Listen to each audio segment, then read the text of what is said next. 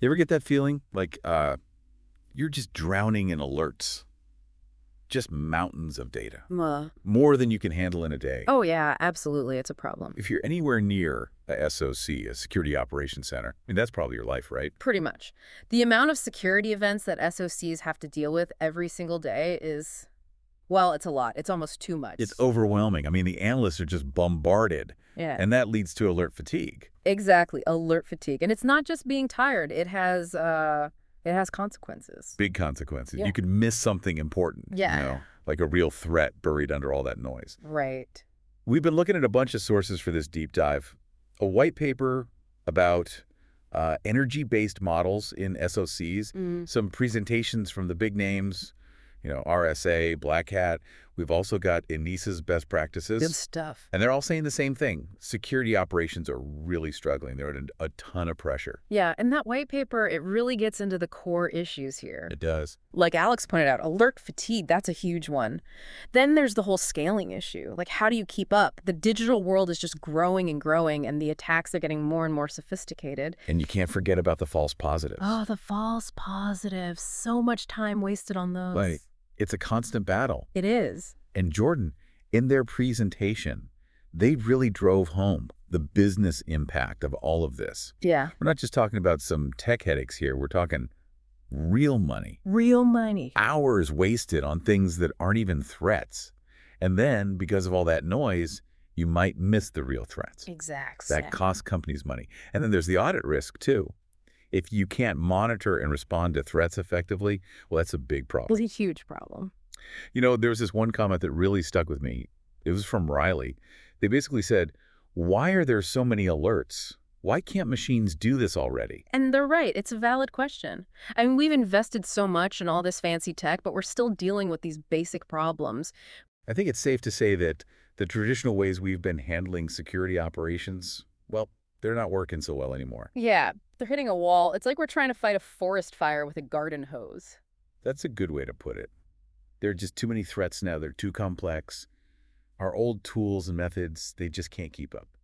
We need a new approach, a fundamental shift. We can't just keep hiring more analysts or tweaking the old rule-based systems. That's not enough. Right. It's not about doing more of the same. It's about doing things differently. And that brings us to the goal of this deep dive. We want to understand why this change is so important. And we're going to look at a possible solution, a really interesting one. Okay, I'm listening. It's called energy-based models, or EBMs. Today, we'll look at the research behind them, how they can be used in SOCs, and what it would take to actually make them work. Sounds like a plan. So stick with us as we explore the future of security operations. Right, so we've talked about the why, all the pressure on SOCs, the inefficiencies. Now let's talk about the how. And that starts with understanding EBMs. Okay, let's do it. First things first, what are they? The white paper goes into some detail about that. Right, so at their core, energy-based models, they're a kind of AI, and they learn by assigning an energy value to different data states, or configurations, you could say. Energy value. Yeah, so basically, desirable states, or normal states, they get a low energy value. Undesirable states, the anomalies, they get a high energy value. Okay, I think I'm following. So how is that different from other AI models, like the ones we see already, the supervised neural networks, the probabilistic models? Good question. So those supervised models, they learn by connecting inputs and outputs, and that's based on labeled data. Think of it like this. You're classifying an app as safe or malicious, and you're using a data set of known good and bad apps to do it. Makes sense. What about probabilistic models? Those guys, they try to learn the underlying probability of the data, like how likely is it that certain events will happen. Okay, so where do EBMs fit in? They take a different route. They don't give you a probability or a classification label directly. Instead, they learn this energy landscape.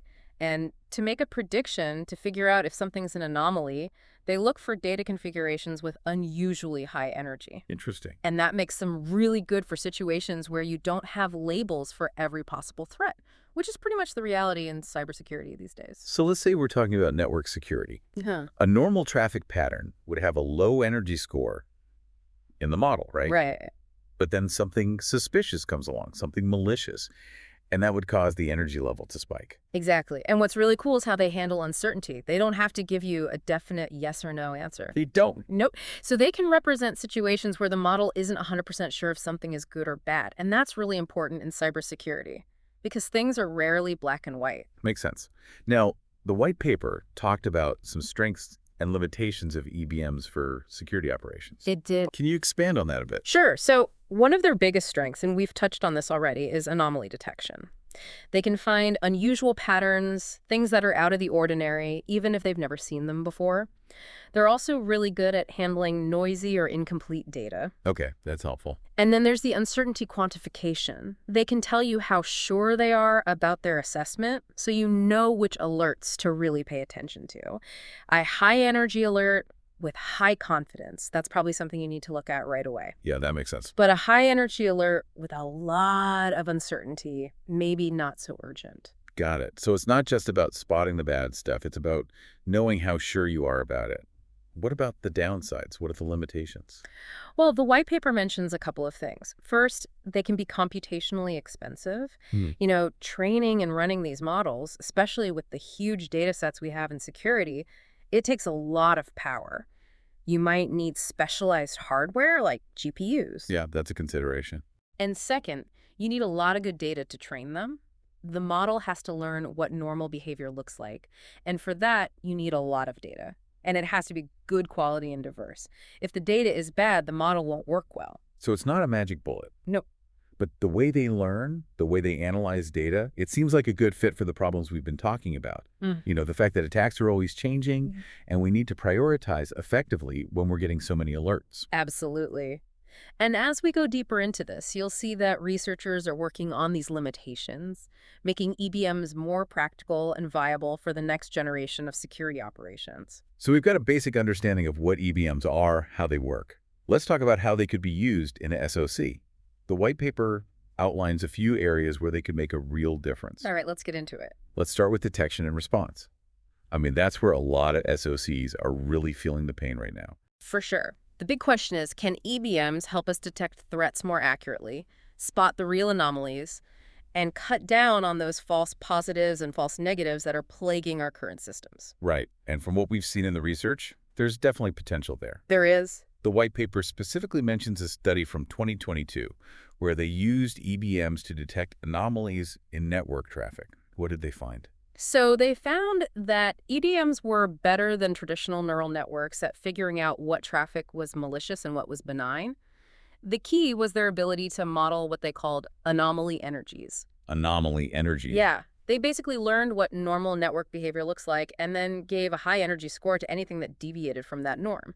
And it worked. They saw a noticeable improvement in detection precision. How much of an improvement? About 12% better than standard autoencoder models. That's pretty significant. It is.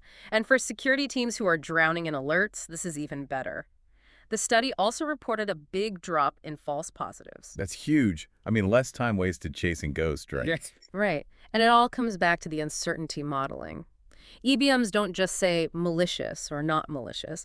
They also give you a confidence level, so they can avoid flagging those borderline cases as suspicious, which is often what leads to false alarms in other systems. So it's about being better at spotting the real threats and also being smarter about what's not a threat. Exactly. And that could really change the game when it comes to alert fatigue.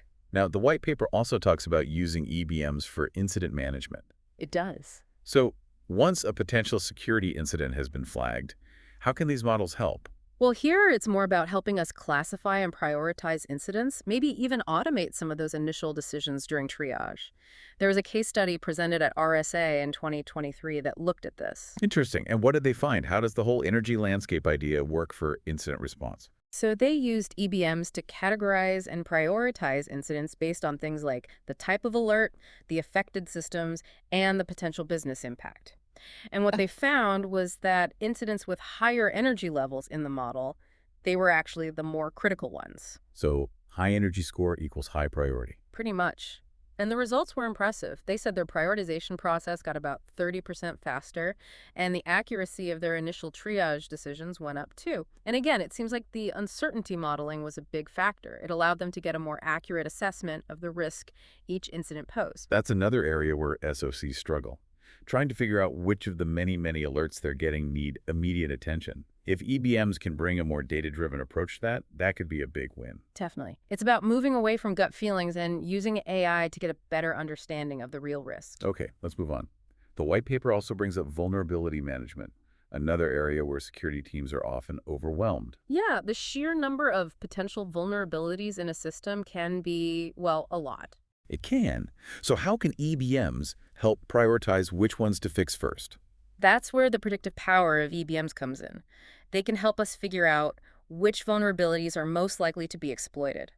There was a presentation at Black Hat in 2024 that explored this. They used energy-based probabilistic models to predict which vulnerabilities attackers would actually use. So instead of just relying on the CVSS score, which is just a generic severity rating, Right. this approach tries to figure out how likely a vulnerability is to actually be weaponized. Exactly. Because the CVSS score, it's based on the technical details of the vulnerability. But that doesn't always reflect the real risk. EBMs, they consider other factors like how many exploits are out there in the wild, how attractive the target is, things like that, so they can give you a much more accurate prediction. And what kind of impact did they see from using this approach? They said their prioritization accuracy went up compared to just using the CVSS score. And they were able to reduce errors in resource allocation for vulnerability remediation by something like 22%. Wow, that's significant. It is. By focusing on the vulnerabilities that are actually likely to be exploited, you can improve your security posture much more efficiently. It's like instead of trying to fix every single crack in the wall, Yeah. you're focusing on the ones that are most likely to let the rain in. Exactly. All right, last but not least, the white paper mentions risk management and business continuity planning. That seems like a much broader application. It is. It's about understanding your overall cybersecurity risk and making sure you can keep your business running if something bad happens. Right. So how do EBMs fit into that? Well, they can help us create a kind of map of the risks. There was a case study in IE Security and Privacy in 2023 where they used EBMs to visualize and quantify cybersecurity risks as an energy landscape. An energy landscape Yes. for proper security risk. Yeah, think of it like a visual representation. Stable, low-risk areas of the organization, those are like low-energy valleys. And then you have unstable, high-risk areas, maybe due to vulnerabilities or misconfigurations. Those are like high-energy peaks. Okay, I can picture that. And what's the advantage of having this kind of visual representation? It makes it easier for everyone to understand the risks. Not just the tech people, but also business leaders, executives. It helps them make better decisions about where to invest in security, what mitigation strategies to focus on. So it's a communication tool as much as anything. It is, and it can also help with business continuity planning. You can use it to model different disaster recovery scenarios and see what the most efficient and stable path to recovery would be. So it's not just about reacting to individual incidents. It's about understanding the bigger picture and planning for the future. It seems like EBMs have a lot of potential in a lot of different areas. They do, and as we learn more about them, I think we'll find even more ways to use them. All right, so we've talked about the theory. We've looked at some case studies. Now let's get practical. What are some of the engineering strengths of EBMs? And what are some of the challenges for organizations that are thinking about implementing them? Okay, so from an engineering perspective, there are three big strengths that stand out. All right, let's hear them. First, as we've talked about, anomaly detection. EBMs are great at finding those novel threats, the zero-day attacks that traditional systems often miss. And that's because they explicitly model the uncertainty in the data. That ability to find the unknown unknowns, that's huge. What's the second strength? Second, they're robust, and they can quantify uncertainty. And that's important not just for detection, but also for triage and prioritization. You know, knowing how confident the model is in its assessment helps security teams focus their efforts. And the third strength? Visualization and explainability. Unlike some other AI models, which can be kind of mysterious, EBMs offer a degree of interpretability through those energy landscapes. You can actually see the risk, and you can see why the model is making the decisions it's making. And that's really important for communicating with other people, both technical and non-technical. Those are some strong arguments in favor of EBMs, but there are challenges too, right? There are. The biggest one is computational cost. Training and running these models, especially at scale, takes a lot of power. You'll probably need to invest in specialized hardware. And that's not something every organization can do. What's the other challenge? Data. You need a lot of it, and it has to be high quality. If the data is bad, the model won't be accurate. So it's a trade-off. You get all these potential benefits, but you need to be prepared to invest in the infrastructure and the data. Exactly.